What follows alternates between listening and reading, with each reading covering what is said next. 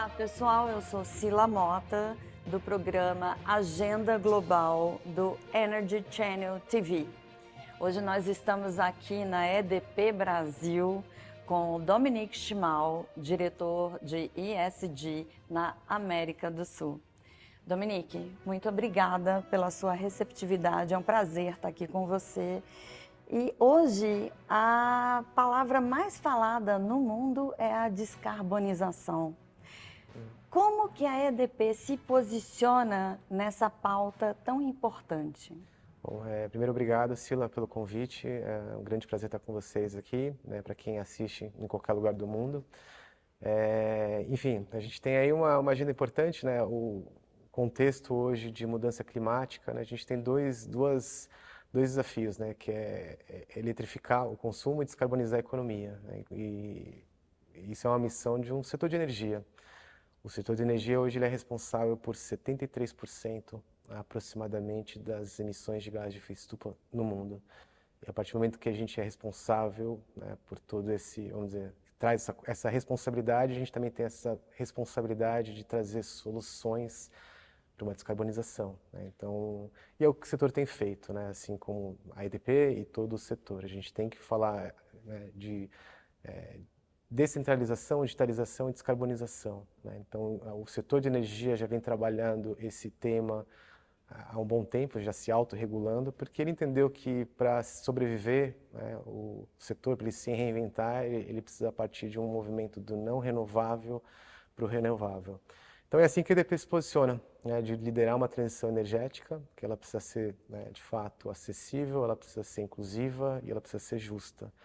Então, há mais de uma década, a gente já tem essa visão de trazer, almejar, né, buscar uma matriz, né, na capacidade instalada, né, na produção de energia que seja limpa, isso seja na América do Sul e no mundo, enfim, e que isso seja acessível para todo mundo, né, que a gente possa, né, não é só trazer a tecnologia em si, né, a tecnologia já existe, mas que ela possa ser inclusiva, né? Então, uma tecnologia de baixo carbono para, né, para uma nova geração, né? Então, não adianta só eu trazer usina solar, a eólica, o hidrogênio, né?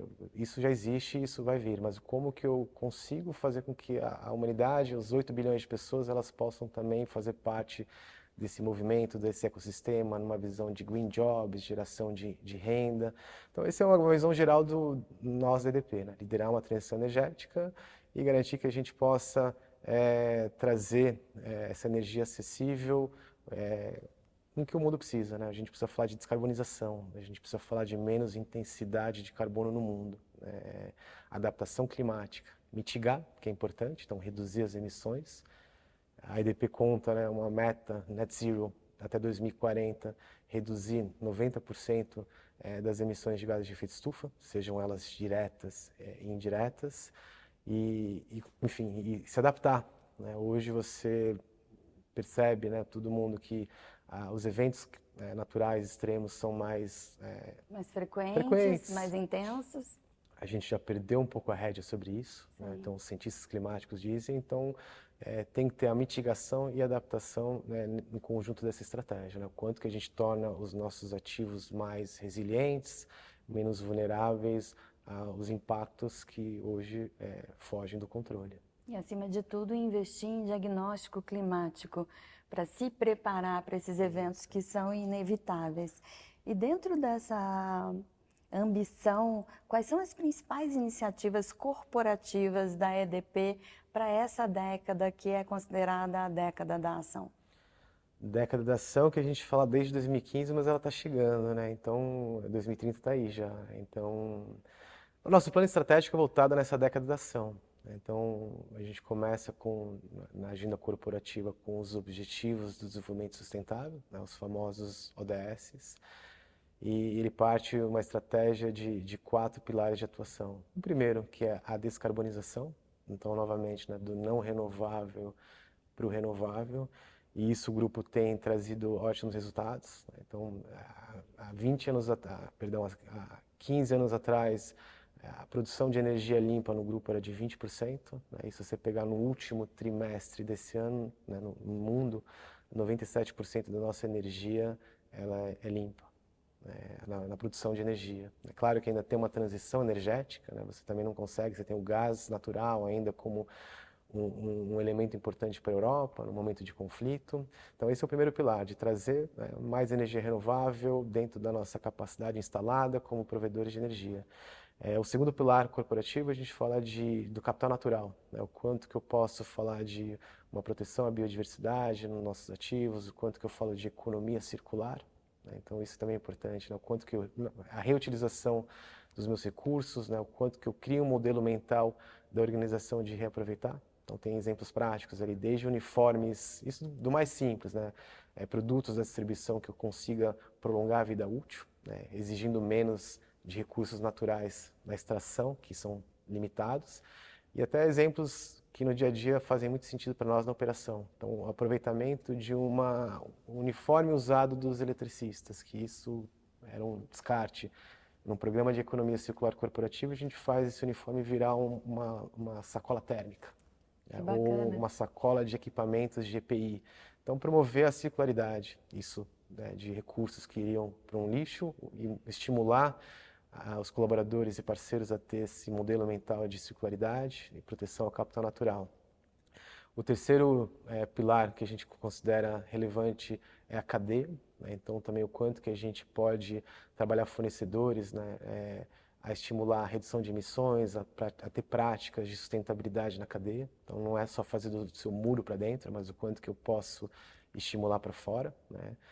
Eu sempre brinco, não dá para a gente varrer o Brasil, mas a gente pode varrer a nossa calçada e mostrar e dar um exemplo do lado ali para que possa também viralizar a iniciativa de sustentabilidade. Então é assim que a gente percorre com a nossa cadeia, com os nossos parceiros. E o quarto é a cultura ESG, né? Então não adianta, né? Enfim, tem várias ações ali, mas o quanto que eu posso estimular o colaborador, a sociedade, os nossos milhões de clientes a enxergar o propósito que a gente tem com relação a esse tema, né? Energia, a gente sabe que daqui para frente, né, com liberalização de mercado, que não é o meu tema, mas a gente sabe que daqui a alguns anos o poder de escolha de energia não é só commodity por commodity. A gente vai, enfim, o consumidor que vai virar um prosumidor, ele vai ter poder de escolha. E as empresas que têm que estar posicionadas justamente a ter mais propósito, a mostrar o quanto que uma cultura de sustentabilidade de fato é para valer. Então, essa é a estratégia que a gente tem de uma forma geral corporativa. E promover uma mudança de comportamento nas pessoas. E uma das maiores dificuldades do mundo corporativo é integrar com as ações sociais. Como a EDP tem se conectado com essa pauta? Sim, bem importante, Sila. A transição energética ela precisa ser justa, né? Então, isso é o que já se discute nesses últimos anos, principalmente de uma forma geral dos países, principalmente os países que tiveram mais, enfim, que mais emitiram, né? E hoje os países gerais do Polo Sul, né? Do South Pole aqui embaixo, né? Eles questionam a questão de ter mais recursos para descarbonização, porque eles se sentem desfavorecidos, mas na lógica também social aqui das comunidades onde a gente já atua, isso é importante. E Brasil, né? O Brasil é um país por si só já desigual, né? Então, a gente, né, quando a gente fala de energia para a sociedade, a gente precisa trazer também projetos que estimulem e a comunidade possa fazer parte, né? Não é só o investimento social pela filantropia, isso é importante, isso existe, né? A partir do momento que você tem uma carência na comunidade, é importante cada vez mais a gente estimular e trazer desenvolvimento social. Eu até brinco, né? Não existe competição quando a gente fala de em comunidades, o que existe é carência, né? Então, projetos educacionais, projetos voltados sociais são importantes. E aqui na EDP a gente tem o privilégio de ter um instituto, né? Há 16 anos, um instituto que é o gestor de investimentos sociais e culturais do Grupo EDP aqui na América do Sul, com dois pilares de atuação, né? O lado da educação e o lado da transição energética, do que a gente chama de transição justa. E, enfim, há 16 anos são mais de 200 milhões de reais investidos em projetos, são mais de 4 milhões de pessoas impactadas, são mais de 600 projetos, né? Então tem uma capacidade instalada relevante e é importante a gente trazer a carência que a gente tem como país, né? Enfim, o Instituto enxerga que a educação é um tema relevante, né? Por si só, a gente percorre mais de 10 estados no Brasil, entende o quanto que a gente tem ainda uma lacuna educacional. né? E a pandemia mostrou o quanto que a gente ficou distorcido na questão educacional. Então, esse é o importante. Tem a educação da energia. Energia é algo ingrato, né? A gente só sente falta ou dá valor quando perde. Quando perde. Então, quando perde. Então, estimular uma nova geração, o que que é energia, o que que é energia, né? O que que é uma energia renovável, quais são as fontes de energia. Segurança energética também é importante na nossa comunidade. Então, né, o zelo que eu tenho para a energia, o cuidado, a manutenção dentro de casa, o consumo responsável, né? Isso é importante, né? Qualquer empresa de energia ela pensa na eficiência energética, né? Então, use energia, mas use com prudência, né? É importante que no final do mês aquela pessoa e família que não tem uma condição de renda suficiente, é importante que a conta de energia dela caiba no bolso, né? Então, cada vez mais o uso racional de energia é algo que a gente também estimula dentro de uma agenda de investimento social. E também mostrando assim os novos empregos verdes, né? Então a energia ela também tem que ser, ela não pode ser, ela tem que ser algo não um vilão que no final do mês tem uma conta de energia para pagar, ela tem que ser algo que uma nova tecnologia de energia ela favoreça empregos. Então a gente tem feito dentro dessa rota de investimentos sociais, né, instalação de energias solar, né, ou em comunidades na nossa área de concessão. Então, em comunidades a gente elege quais são os principais espaços onde pode ter usina solar, fortalece a comunidade, identifica lideranças comunitárias que possam estimular o uso, ter o letramento dessa energia solar, capacita pessoas que possam fazer essa instalação da energia solar e a manutenção, elas possam também arrumar emprego, né, em outras localidades. Então, novamente, a tecnologia de baixo carbono é relacionada com investimento social, isso tem uma geração de emprego. Então, essa é uma visão que a gente tem daqui para frente, né? Não só a tecnologia em si, mas a geração e inclusão de renda para um país que ainda carece na questão de competitividade, de empregos, enfim. Como funciona esse programa de educação? As pessoas vêm até o Instituto ou o Instituto vai até essas pessoas? Os dois lados, né? Acho que assim, a gente já tem 16 anos de uma estrada, já tem um ecossistema formado, então já existe uma troca, né? Na nossa área de concessão, são 28 municípios aqui na distribuição eu digo, né? 28 municípios em São Paulo e mais de 70 no Espírito Santo. Mas a gente também, de uma forma proativa, faz uma chamada estratégica, como se fosse um edital, um banco de projetos, então por incentivos fiscais federais, estaduais e recursos próprios também, a gente também traz o que a EDP ambiciona daqui para frente, quais são os principais temas estratégicos, onde a gente quer se direcionar, e aí os parceiros eles fazem um cadastro, basicamente, no Instituto, a gente elege dentro de um comitê interno e depois executa os projetos no ano seguinte, né? E, enfim, no dia a dia mesmo, né? Eu acho que o setor de energia, né, enfim, seja numa usina hidrelétrica, numa usina solar ou até mesmo na distribuição, ele é dinâmico, né? Então, enfim, as coisas vão acontecendo no dia a dia, os projetos, as coisas vão sendo construídas de uma forma orgânica, né? Então, é assim que a gente tem, a dinâmica ela é bem, enfim, ela é bem dinâmica, né? Esse é um pouco como o Instituto opera, mas grande parte a gente já tem parceiros de longa data e sempre abertos a receber, enfim, novas propostas, entender também, construir com esses parceiros, né? Se uma comunidade tem uma carência local, então a gente desenha com a comunidade, com projetos locais, né? Tem um projeto chamado Comunidade In, nosso, a gente foi buscar em Medellín. Medellín é a cidade que foi referência, a cidade mais violenta do mundo, para hoje uma cidade de referência em inovação social. Então a gente foi aprender em Medellín como foi esse processo de transformação e dentro do Instituto também a gente percorreu, né, uma mesma metodologia, então do micro para o macro, né, num conceito de acupuntura urbana, né, você começa numa única comunidade e depois você vai expandindo para outros locais. Então a gente tem um projeto chamado Comunidade In, né, In de inclusivo, de inovadora, o In pode ser para vários significados, mas justamente isso, você faz uma cocriação com a comunidade, né, então não sou eu, uma empresa de energia, dizendo qual que é a solução de prateleira para a comunidade, a gente não sabe, cada comunidade tem o seu dinamismo, sua complexidade. Então, os projetos vão sendo construídos junto com a comunidade, né? Então, pode ser um projeto de educação, junto de energia, empreendedorismo feminino, futebol de rua. Então, a junção de vários projetos num único espaço, a gente tem mais, enfim, a construção com a comunidade que é importante, essa sensação de pertencimento deles, de que eles também podem fazer a transformação juntos, e você mensura mais o impacto disso. Desses projetos que você citou, tem algum ou alguns que se destacaram dentro desses 16 anos de Instituto? Olha, Cília, são vários projetos, né? Eu vou ser injusto se eu, né? Foram mais de 600 projetos em 16 anos, né? Mas eu vou citar um que é bem atípico, né? Mas onde a gente ouviu mais de 100 histórias, que é o Mapa da Energia Criativa, que basicamente na nossa área de concessão, se a gente pegar aqui do Vale do Paraíba, na região da Dutra, de São Paulo, Rio de Janeiro, a gente fez um mapeamento de mais de 100 empreendedores, né, buscando trabalhar o conceito da economia criativa, né, o quanto que aquele espaço ele traz, enfim, mobilização de emprego, cultura, tradições locais. Então a gente conseguiu perceber quem são os nossos clientes em grande parte desses municípios, ouvindo mais de 100 histórias de pessoas que têm um bolinho de feijão na esquina, onde, né, numa cidade qualquer do interior, ou um ateliê de arte especificamente em São José dos Campos, um queijo premiado em Pindamonhangaba, enfim, com selo internacional. Então,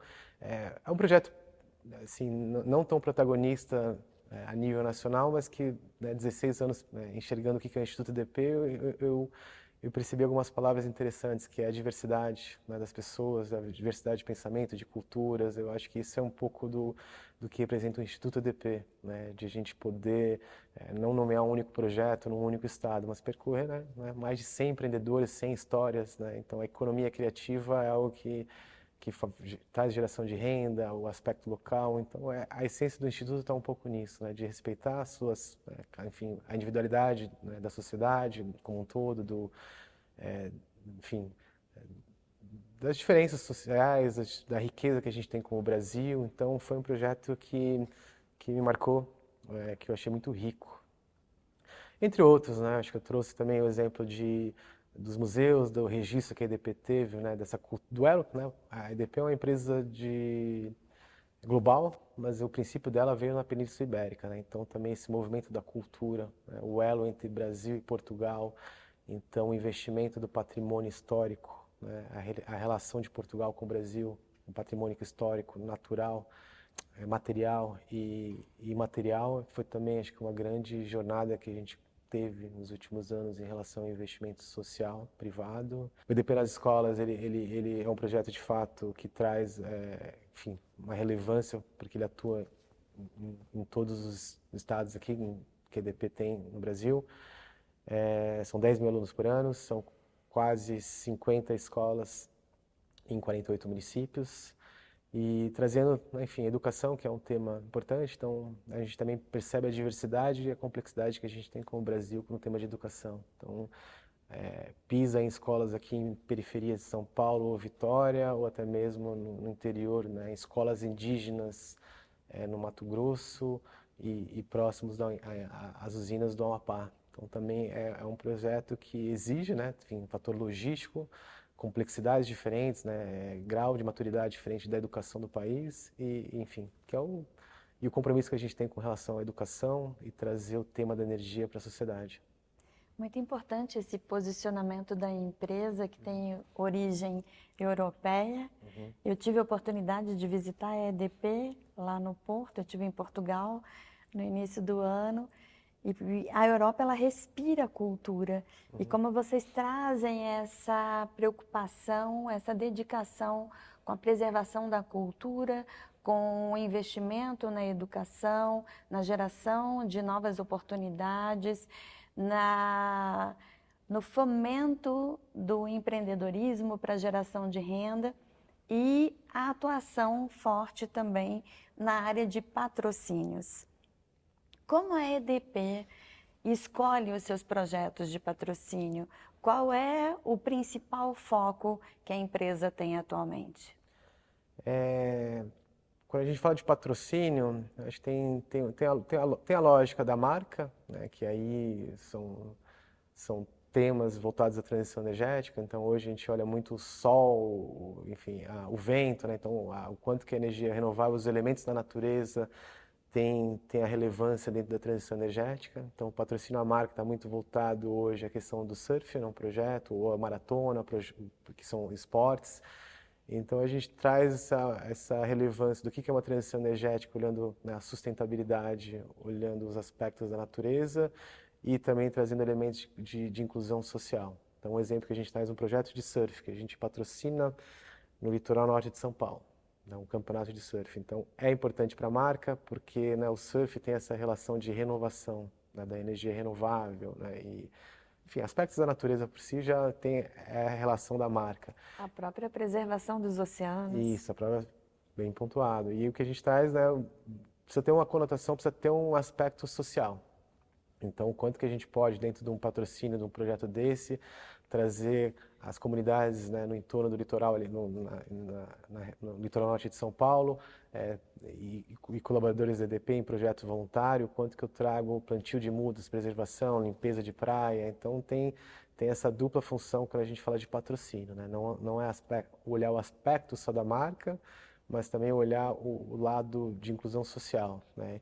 E todos os projetos a gente tem o próprio instituto que ele faz esse funil, né? Assim, ele faz esse filtro de buscar quais são os projetos. Então a gente uma vez por ano tem esse direcionador com o negócio, né? Que o negócio também dita o que ele tem de aspiração, né, estratégica, e a gente sempre como aquele consultor ou aquele que pondera o aspecto social. Então essa junção do que é importante para o negócio, o que é importante para a sociedade, é como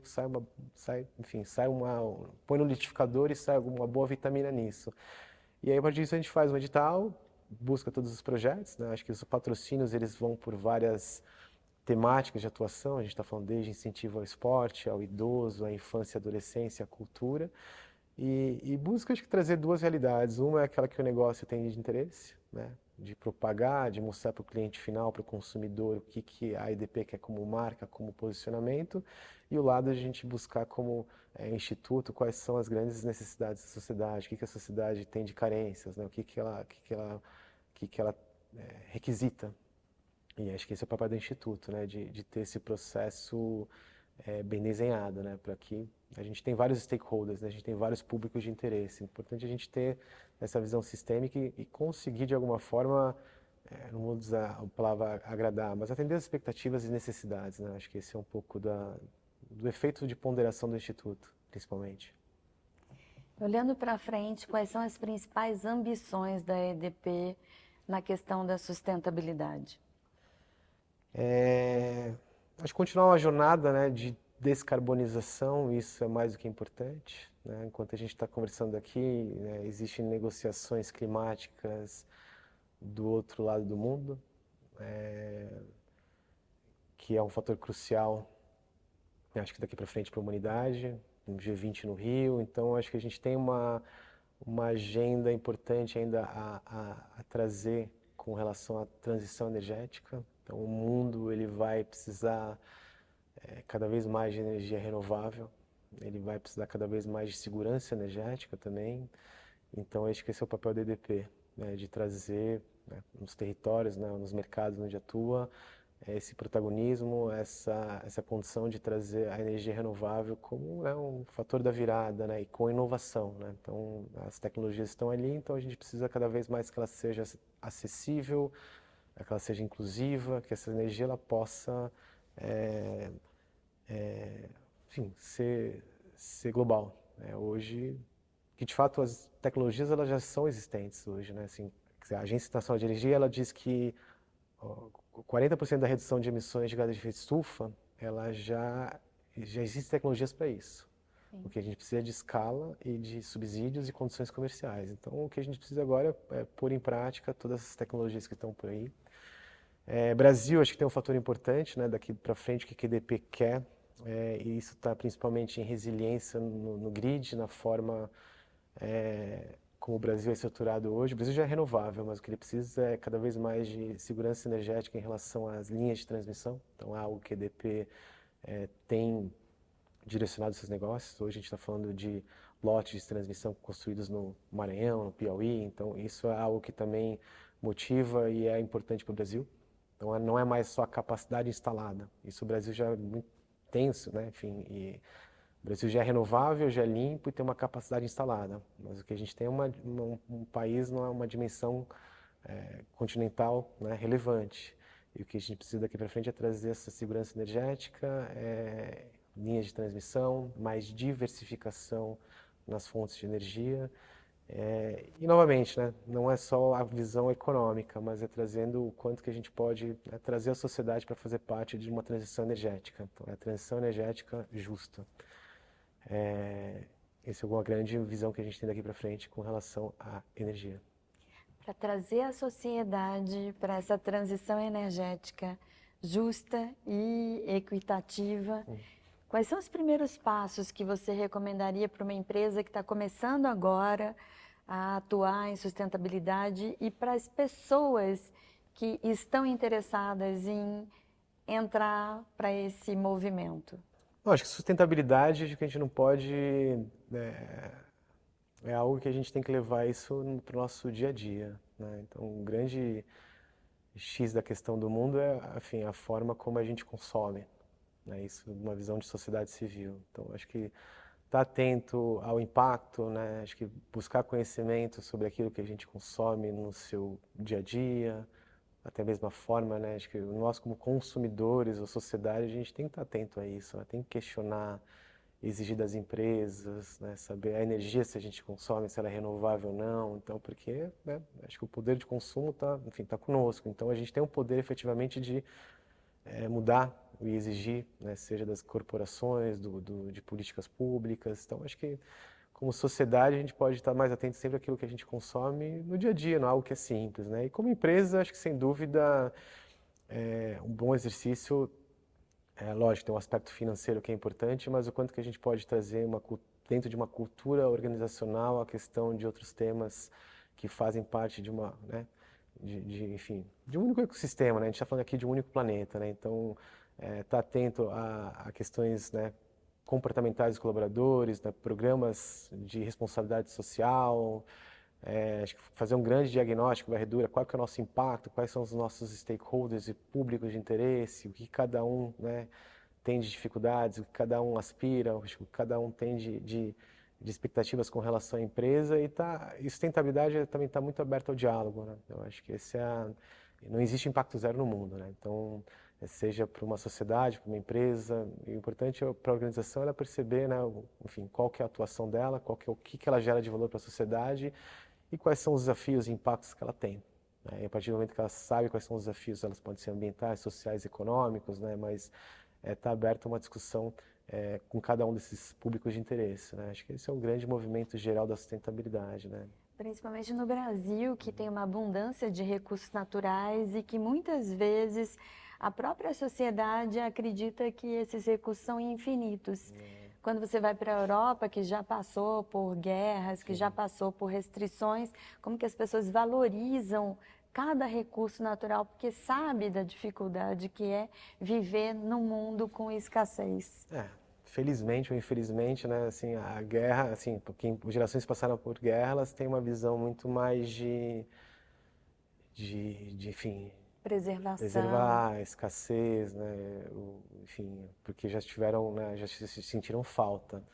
Até mesmo a Europa recentemente, né, com o conflito entre Rússia e Ucrânia, você teve a Polônia e países, eles tiveram que sobreviver, né, com o fechamento das torneiras de De gás, gás. eles tiveram um impacto, primeiro, a falta de energia, né, a energia ficou uma coisa cara, né, Sim. então, e até mesmo começaram a queimar lixo doméstico, né, em caldeiras para aquecer as casas, né, então, e a gente aqui, como um país que nunca teve guerras, né, acho que a gente tem, por outro lado, a gente nunca teve essa percepção, né, e por outro lado, a gente tem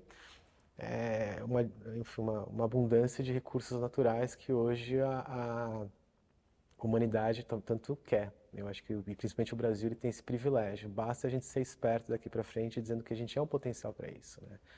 E fazer com que as coisas realmente aconteçam. Isso, porque o Brasil, em termos de energia, o que a Alemanha quer, o Brasil é hoje o que a Alemanha quer ser em 2050, em relação à matriz energética. E a Alemanha é considerada a economia verde, né? Referência na Europa, ou com uma economia, né, enfim, rica e verde.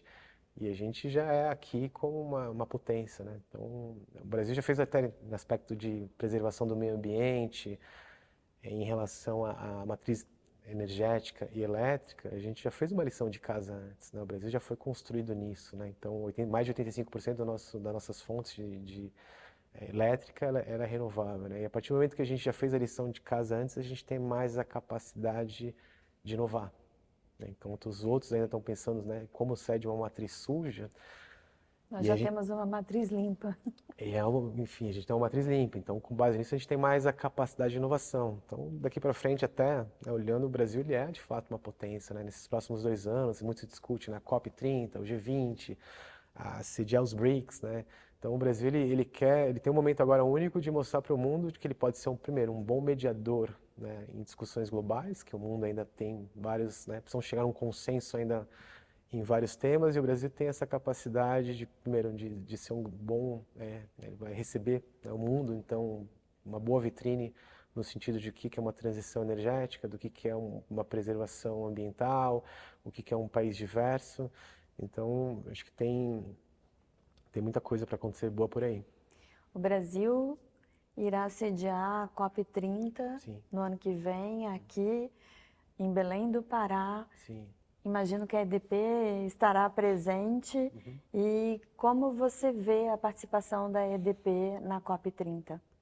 A COP30 vai ser bem simbólica para o mundo, né? Tem copos e copos, né? Por mais que a gente está na 30ª, a gente fala tanto da COP30, mas esquece que está tendo uma agora no Azerbaijão. E esqueceu, enfim, você teve Kyoto, você teve Copenhague, Glasgow, Paris, né? Então, de tempos em tempos você tem COPs relevantes. E, de fato, a do Brasil ela tem a sua relevância.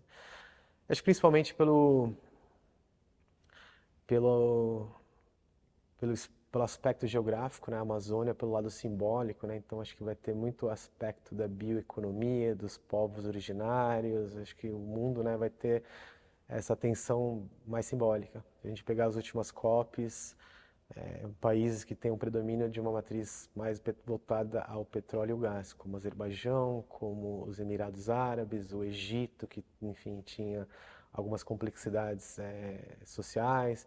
Então, eu acho que a COP30 ela vem uma mente mais aberta, né? Enfim, por isso a grande expectativa.